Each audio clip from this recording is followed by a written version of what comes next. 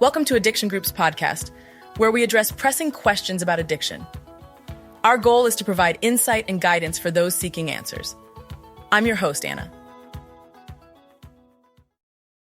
Today, we're diving into a topic that's both urgent and eye-opening: substance abuse within the world of Greek life on college campuses.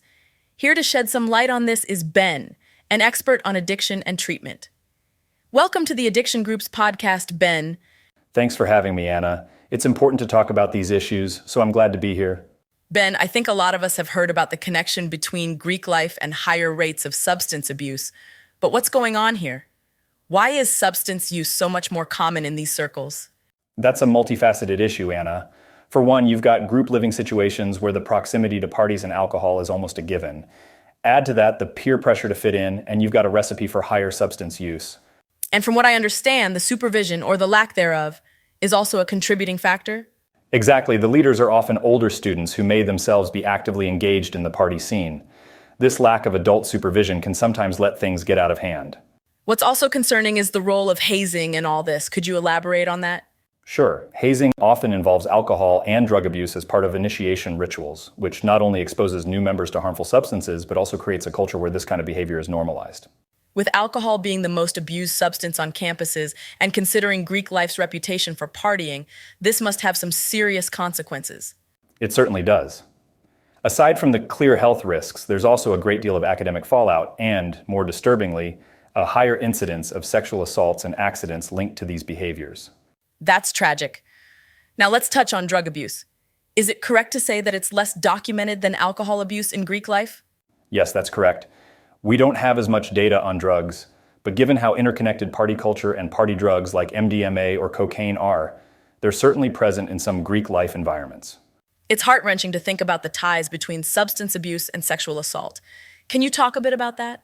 Sadly, alcohol or drugs are often involved in sexual assault cases, and in Greek life, the risk is higher, with data showing fraternity men and sorority women being at greater risk compared to their non-Greek peers.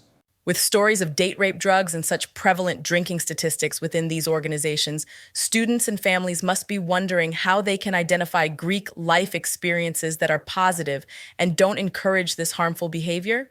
That's a great question, Anna.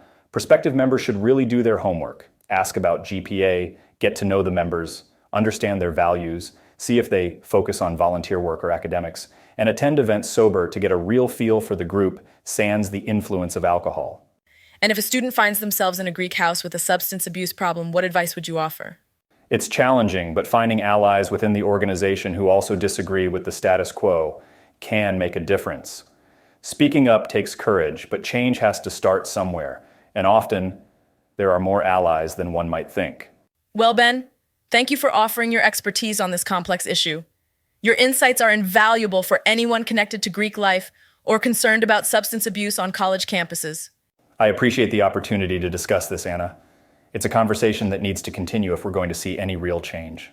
Absolutely, Ben. To our listeners, stay informed, stay engaged, and thanks for listening to Addiction Group's podcast. Remember, there's always a way to find support and promote positive change. Take care. Thank you for tuning into Addiction Group's podcast. We hope our discussions bring clarity to your queries about addiction. Remember, we're here to support and guide you. Until next time, stay informed and stay strong.